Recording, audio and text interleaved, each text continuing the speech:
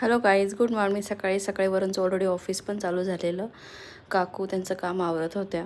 त्याच्यानंतर इतका पसारा पडला होता, ते सगळं मला आवरायचं होतं. त्याच्यानंतर इस्त्रीचे कपडे आले ते लावायचे होते कबडमध्ये. त्याच्यानंतर माझं आत्ता सगळं आवरल्यानंतर मी अंघोळ केली छानपैकी आणि म्हटलं आता चला आपण आपलं आवरूयात.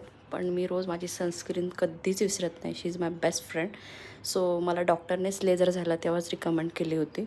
तो ही सनस्क्रीन आणि मॉइश्चरायझर मिक्स करून त्यांनी मला लावायला रिकमेंड केलं होतं.